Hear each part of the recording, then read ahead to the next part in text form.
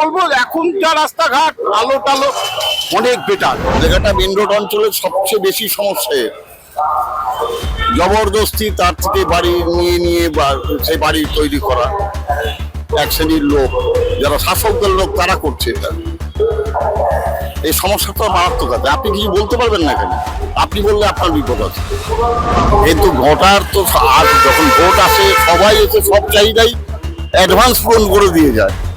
কিন্তু ভোটটা চলে গেলে, আমার 70 বছর বয়স, আমি 10 বছর রিটায়ারমেন্ট করছি, ভোটটা চলে যাওয়ার পরে তাদের আর খুঁজে পাওয়া যায় না। যে নিরাপত্তা, সুরক্ষা এবং মহিলাদের যে নিরাপত্তা, সেটা এখন এখানে আর নেই। প্রাইমারি স্কুল, যে ছোট ছোট বাচ্চাদের যে স্কুলগুলো ছিল, সেগুলো অনেক একটু বন্ধ হয়ে যাচ্ছে। তৃতীয়ত, অঞ্চলের ছেলেদের হাতে কাজ নেই। এক হচ্ছে তৃণমূল করে যে সিন্ডিকেট রাজত্ব করা যায়, তো কাজ করছে, না হলে আদারওয়াইজ এমনি সাধারণ ছেলেদেরকে অনেক দূরে দূরে কাজ করতে হচ্ছে এবং প্রচন্ড রকম ভাবে দিনে 12 ঘন্টা 14 ঘন্টা কাজ করার পর হয়তো 8 থেকে 10 হাজার টাকা রোজগার করছে। এই বিধানসভা নির্বাচনে আপনি বেলেঘাটা বিধানসভার ভোটার, সেই হিসেবে আপনার কি চাহিদা থাকবে বা আপনার এলাকার সমস্যাটা মূল কি? মানুষ যত জানে তত বেশি প্রশ্ন করে আর তত বেশি তার দাবি দেওয়া আসে।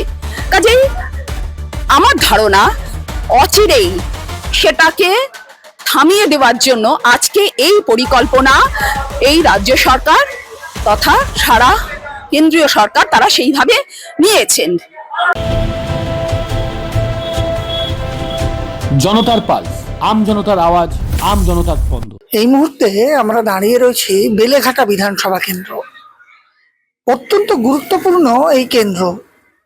এই কেন্দ্রে 2006 সালে জিতেছিলেন প্রাক্তন বাম নেতা এবং রাজ্যের প্রাক্তন মন্ত্রী মানব মুখার্জি। তারপরে 2011-তে পালা বদলের সঙ্গে সঙ্গে এই বিধানসভা কেন্দ্র পালা বদল ঘটে। পরেশ পাল 2011 সালে মানব মুখার্জিকে হারিয়ে এই বেলেঘাটা কেন্দ্র থেকে বিজয়ী হয়েছিলেন। 2011-র পরের দুটো নির্বাচনের পরপর দুবার তিনি জিতেছিলেন এই কেন্দ্রে। 2011-র পরে বাম থেকে জোড়া ফুলে রূপান্তর ঘটে এই বেলেঘাটা বিধানসভা কেন্দ্রের। এই বেলেঘাটা বিধানসভা কেন্দ্রে এবছর লড়াই চতুর্মুখী। তৃণমূল কংগ্রেসের পক্ষে প্রার্থী তাদের মুখপাত্র কুণাল ঘোষ, পক্ষান্তরে বিজেপি প্রার্থী দিয়েছে নতুন মুখ পার্থ চৌধুরীকে। সিপিএমও এবার তাদের প্রার্থী বদল করেছে, তাদের এবারের প্রার্থী পারমিতা রায়। এবং কংগ্রেসও এবছর এই বেলেঘাটা বিধানসভা কেন্দ্রে প্রার্থী দিয়েছে। সব মিলিয়ে এই জনতার পালস নিয়ে আমরা দেখব এলাকার মানুষ ঠিক কি বলছেন, কি চাইছেন, তাদের মূল দাবি কি, তারা কি ধরনের পরিষেবা আশা করেন, সেগুলোই আমরা দেখার চেষ্টা করব। নিজের ফাইন্যান্সিয়াল বিজনেস শুরু করতে চান? ভারতের টপ ব্যাংকিং ও ফাইন্যান্স সেক্টরের সঙ্গে পার্টনার হওয়ার সুযোগ এখন আপনার হাতের মুঠোয়। Low refundable investment, high profit, wide product range, সাথে full end to end support. সময় কিন্তু সীমিত। এখনই যোগাযোগ করুন 7003571225-এ। লিমিটেড অফার, আজই অ্যাপ্লাই করুন। Start your own financial business today. আপনার এলাকা, হ্যাঁ আপনার এলাকার সমস্যা কিছু আছে? আপনি তো বেলেঘাটা বিধানসভার ভোটার। দেখুন, সমস্যা অনেক আছে।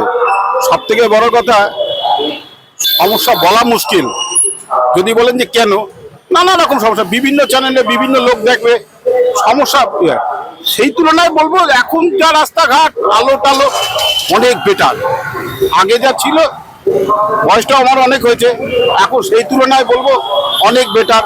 একটু বললে টললে গিয়ে করে টোরে দেয়, চেনা হোক অচেনা হোক যাই হোক, কাউন্সিলররা বললে গিয়ে করে দেয়। এরকম একটা সমস্যা বলে, আমার বাড়ি উল্টো দিকে একটা গলি ছিল, সেই গলিটা অসামাজিক কিছু কাজ হতো, তা সেখানে একদিন কাউন্সিলরকে 2-4 বার বলার পরে লাইটটা লাগিয়ে দিয়েছে।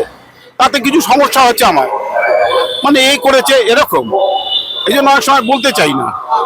আরেকটা প্রশ্ন সেটা হচ্ছে যে আপনি এই অঞ্চলের ভোটার, দীর্ঘদিন এখানে থাকেন, আপনার কি মনে হয় যে এই অঞ্চলের যে সমস্যাগুলো আছে সেই সমস্যা আপনাদের কিন্তু এবার বিধায়ক যারা লড়ছেন তারা প্রত্যেকেই নতুন, এমনকি দলীয় তৃণমূলও তাদের প্রার্থী বদল করেছে, সেক্ষেত্রে কি মনে হয় যে নতুন বিধায়ক হিসাবে তার কাজের অগ্রগতি বা তার কাজের ইচ্ছেটা অনেক বেশি থাকবে?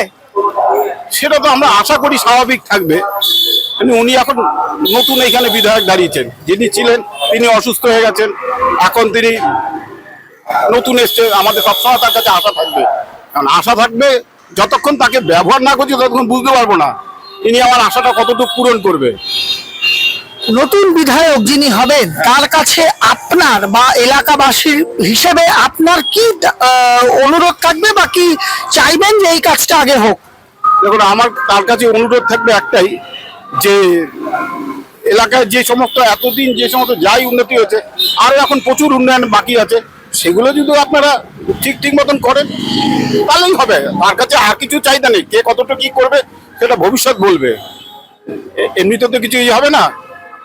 দেখা যাক কতটুকু কি চাহিদা থাকে, অনেক আমি বললাম একরকম, সেটা নাও হতে পারে, তা আশা আছে আমাদের করবে।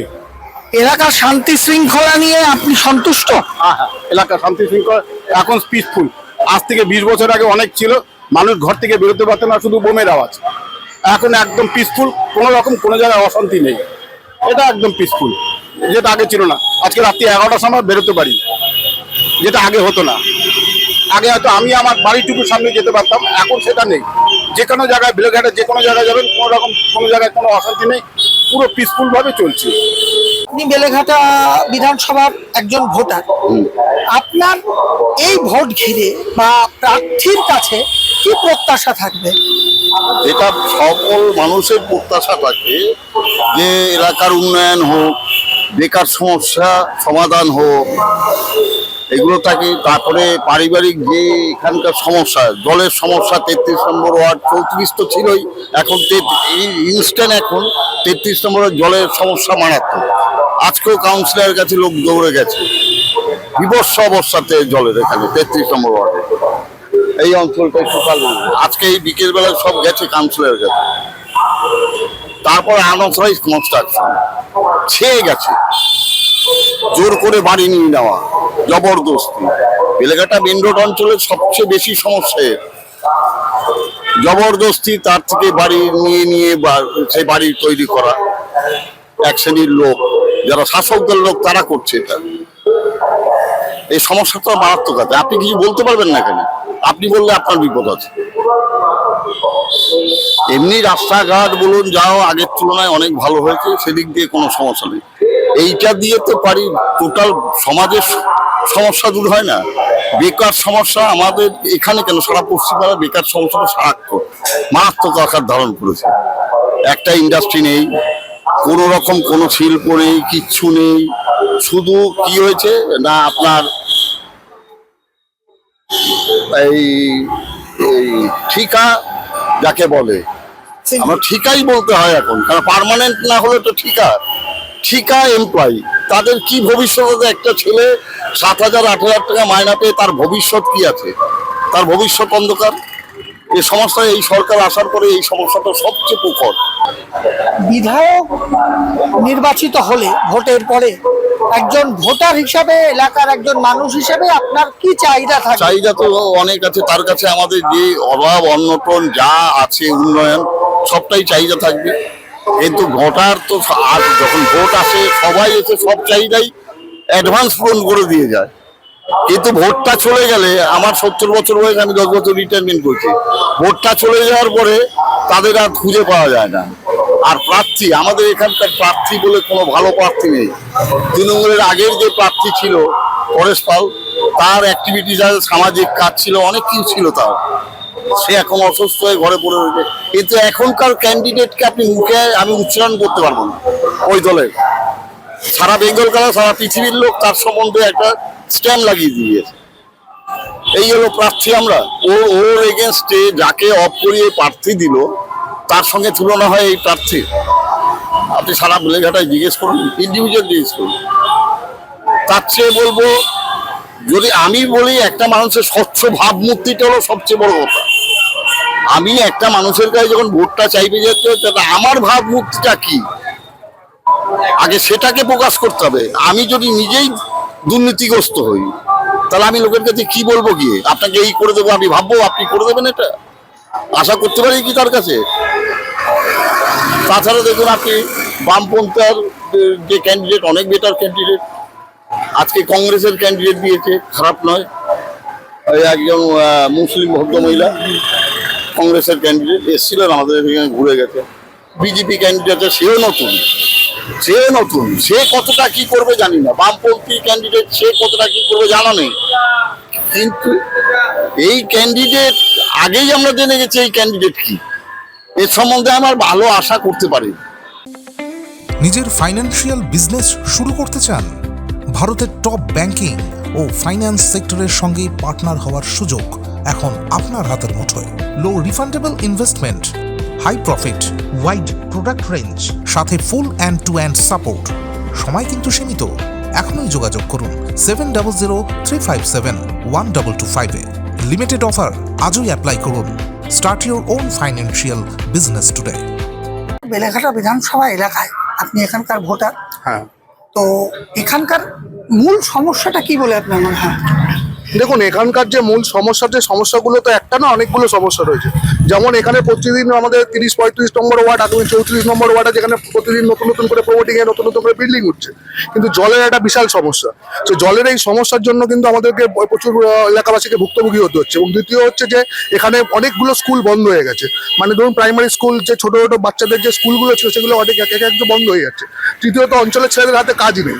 এক হচ্ছে তৃণমূল করে যে সিন্ডিকেট রাজত্ব করা যায় তো কাজ করছে, নাহলে আদারওয়াইজ এমনি সাধারণ ছেলেদেরকে অনেক দূরে দূরে কাজ করতে হচ্ছে এবং প্রচন্ড রকম ভাবে দিনে 12 ঘন্টা 14 ঘন্টা কাজ করার পর হয়তো 8 থেকে 10 হাজার টাকা রোজগার করছে, সেটা দিয়ে সংসার চলছে না।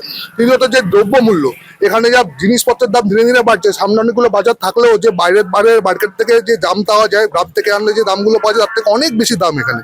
মাছের অনেক দাম। সাধারণ বাঙালি মধ্যবিত্তকে যদি 4 বেলা 5 বেলা মাছ ভাতে থাকতে পারতো, এখন তাদেরকে 2 বেলা খেতে হচ্ছে, বাকি 2 বেলা ডিম বা অন্যান্য সপ্তাহে বাকি দিনগুলো ডিম বা অন্যান্য কিছু মাংসের কথা তো ভুলেই যান। সুতরাং সেই সব দিক থেকে দাঁড়িয়ে বলতে গেলে এখানে অনেকগুলো সমস্যা আছে এবং সাধারণ মানুষের জীবনযাত্রা, এই রাত্রি 8টার পর আপনি এখানে রাত্রি 8টা-9টার পর এখানে আর থাকতে পারবেন না। এখানে চারিদিকে হচ্ছে আপনার ধরুন এই যেটা হয় আর কি, মদ খেয়ে ইয়ে করে সাধারণ ক্যাচরা কাওয়াচি, তারপরে হচ্ছে মারপিট, এখানে নিত্যদিনের সমস্যা। এবং নিজেদের মধ্যে তৃণমূল দল শাসক দল আছে, শাসক দলের লোকেরাই নিজেদের একে অপরের সঙ্গে লড়ছে। ফলে সাধারণ মানুষের যে নিরাপত্তা, সুরক্ষা এবং মহিলাদের যে নিরাপত্তা, সেটা এখন এখানে আর নেই। বলা যায় যে এটা পুরো একদম শূন্য হয়ে গেছে। এই বিধানসভা নির্বাচনে আপনি বেলেঘাটা বিধানসভার ভোটার, সেই হিসেবে আপনার কি চাহিদা থাকবে বা আপনার এলাকার সমস্যাটা মূল কি? মূলত নতুন ভোটার হিসেবে আমি একজন স্টুডেন্ট। তা আমাদের এই অঞ্চলে প্রাথমিক যেটা দাবি আমাদের ছাত্রদের, সেটা হচ্ছে বহু স্কুল বন্ধ হয়ে যাচ্ছে। সমস্যা এখানে হচ্ছে যে স্কুল বন্ধ হওয়ার অন্যতম কারণ, যে কটা সরকারি সাহায্যপ্রাপ্ত কর্পোরেশন স্কুল আছে সেখানকার মানে নতুন করে যে টিচারের রিক্রুটমেন্ট সেটা একেবারে বন্ধ। আর যদি হচ্ছে যে মানে নর্মাল শিক্ষক শিক্ষিকা নিয়েও থাকে, তাহলে তাদেরকে পার্মানেন্ট করার কোনো ব্যবস্থা নেই। ফলে তারা হচ্ছে যে স্কুল থেকে বেরিয়ে চলে যাওয়ার সমস্যা, প্লাস হচ্ছে যে স্কুলে কম্পোজিট গ্রান্টের যে দাবি টাকা, সেটা সরকার থেকে দিচ্ছে না। ফলে স্কুলের পরিকাঠামোগুলো একেবারে একদম তলানিতে এসে ঠেকছে, যার ফলে বহু স্কুল বন্ধ হয়ে যাচ্ছে, ছাত্রছাত্রীদের ড্রপ আউট বাড়ছে। আর বেলেঘাটা চত্বর আপনি যেখানে দাঁড়িয়ে আছেন, এটা কাকুরগাছি চীনা মসজিদ, একটুখানি এগিয়ে যাবেন, এই গুরুদাস হল্টের পিছনে একটা বস্তি অঞ্চল আছে, সেখানে গিয়ে আপনারা যদি খোঁজ করেন, বহু ছাত্রছাত্রীরা ড্রপ আউট হয়ে পড়ে আছে। তারা পড়াশোনার দিকে আর কোনো ন্যাক নেই। তারা কেউ হচ্ছে ক্যাটারিং এর কাজে যাচ্ছে, কেউ হচ্ছে যে অন্যান্য ছুটকো ছাটকা কাজের দিকে যাচ্ছে। পড়াশোনার যে ভিত্তি সেইটাই বন্ধ হয়ে যাচ্ছে। আমাদের প্রাথমিক দাবি, আমরা বলতে চাইছি যে নতুন করে যে স্কুলগুলোকে তৈরি করা যায়, আপনি এখান থেকে একটু এগিয়ে চলে যান, 6MS এ একটি স্কুল আছে নারকেলডাঙ্গা গার্লস, সেটা একেবারে বন্ধ। বর্তমানে সেটা high secondary school, government sponsored school. সেখানে গিয়ে আপনি দেখতে পাবেন ম্যাক্সিমাম 30 থেকে 32টা স্টুডেন্ট আছে। তাহলে আপনি বলুন সেই স্কুলটা আগামী দিনে চলবে কিভাবে? আমরা বলছি এই স্কুলটা দীর্ঘদিনের স্কুল, একটা ঐতিহ্যবাহী স্কুল। অবিলম্বে সেই স্কুলটা যদি চালু করা যায়, এই বেলেঘাটা অঞ্চলের বহু ছাত্রী সেখানে গিয়ে পড়াশোনা করতে পারে। গভর্নমেন্ট স্কুল, ফিস কমের মধ্যে দিয়ে যারা তাতে পারে, যাদের ক্ষমতা আছে, সেই কাজটা করতে পারে। অবিলম্বে সেই স্কুলটার দিকে তাকানো। আগামী দিনে যে সরকার তৈরি করবে, আমাদের তাদের কাছে দাবি থাকবে সেই স্কুলটার দিকে তাকানো। বেলেঘাটা বিধানসভা এলাকার ভোটার, হ্যাঁ, আপনার এখানে কি সমস্যাটা বলে আপনার মনে হয়? দেখুন, আপনি যদি বেলেঘাটা সমস্যা হিসাবে শুধু ধরেন, তো সেই সমস্যা বলতে গেলে আপনাকে প্রথমেই আমি একটা কথা বলি। কবির কথা যদি বলি, তাহলে শহর যেখানে পড়ে সেখানে দেবালয় কি পড়বে না? দেবালয় কি বাকি থাকবে? ঠিক তেমনি ভাবে আজকে আমাদের সারা দেশ তথা সারা রাজ্য জুড়ে যে কাণ্ড চলেছে, বেলেঘাটা তো তার থেকে একটা বিচ্ছিন্ন দ্বীপের মতন থাকতে পারে না। এবং সে তার ভেতরে সবচেয়ে বড় কথা যেটা, যে শিক্ষার কোনো প্রসার নেই, বরঞ্চ আমরা সামনের দিকে না এগিয়ে আমরা পেছনের দিকে হটছি। কিরকম ভাবে পেছনের দিকে হটছি এটা যদি জিজ্ঞেস করেন, তাহলে বলতে হয় যে স্কুল ছুটের সংখ্যা প্রচন্ড বেড়ে গেছে। স্কুলগুলো দিনের পর দিন বন্ধ হয়ে যাচ্ছে। একটা মিড ডে মিলের আশায় আগে যে ছেলেমেয়েরা পড়তে যেত, এখন তাতেও পোকা মাকড় নানান রকম অখাদ্য জিনিস বেরোচ্ছে, যেগুলো খেয়ে হয়তো তারা অসুস্থও হয়ে পড়ছে। শুধু তাই নয়, যারা যোগ্য এবং অযোগ্য শিক্ষা কর্মী বা শিক্ষক, তাদের আমরা দেখেছি দিনের পর দিন তারা রাস্তায় বসে আছেন, দিনের পর দিন তারা সঠিকভাবে পৌঁছচ্ছে না। অর্থাৎ স্কুল আছে, শিক্ষক নেই, বা শিক্ষক আছে, ছাত্র নেই। অর্থাৎ পুরোটা জুড়ে যে একটা সংগঠিত ভাবে শিক্ষাটা এগিয়ে যাবে, সেটা কিন্তু হচ্ছে না। শিক্ষা না এগিয়ে যাওয়ার, তাহলে তো সেই আবার হীরক রাজার দেশে ফিরে যেতে হয়, যে মানুষ যত জানে তত বেশি প্রশ্ন করে আর তত বেশি তার দাবি দেওয়া আসে। কাজেই আমার ধারণা অচিরেই সেটাকে থামিয়ে দেওয়ার জন্য আজকে এই পরিকল্পনা এই রাজ্য সরকার তথা সারা কেন্দ্রীয় সরকার তারা সেইভাবে নিয়েছেন। জলের সমস্যা আছে এখানে, সাংঘাতিকভাবে জলের সমস্যা। জলের সমস্যা হলো কেন? এতদিন তো ছিল না। কেন হলো? আপনি যদি একটু এগিয়ে যান তাহলে দেখবেন যে ওখানে বড় বড় মাল্টি স্টোরি বিল্ডিং উঠেছে। যে মাল্টি স্টোরি বিল্ডিং গুলো কিন্তু সবসময় যে অথরাইজড হচ্ছে সেটা কিন্তু নয়। আপনারা দেখেছেন তো দিকে দিকে কিভাবে সেগুলো ভেঙে পড়ছে। কাজে বেলেঘাটা তো তার থেকে আলাদা ধরনের কিছু নয়। শুধু তাই নয়, সেখানে যে লোকেরা আসছে তারা একটা পরিবারে যা জল লাগে, জল অনেক বেশি লাগছে, ন্যাচারালি জলের ইয়েটা কমে যাচ্ছে। বেলেঘাটা বিধানসভা ঘুরে ইনফোপালস বেঙ্গলে উঠে আসলো নানান তথ্য। কেউ এলাকার উন্নয়ন নিয়ে খুশি, তো কেউ এলাকায় সিন্ডিকেট রাজ এবং বেআইনি প্রমোটিং নিয়ে সরব। 4 তারিখ ফলাফলের অপেক্ষায় থাকবে সারা বাংলা। সেরকমই বেলেঘাটা বিধানসভাতেও দেখায় আসলে শেষ হাসি কে হাসে। ক্যামেরায় আর্যর সঙ্গে শোভাঞ্জন দাশগুপ্ত, ইনফোপালস বেঙ্গল, কলকাতা।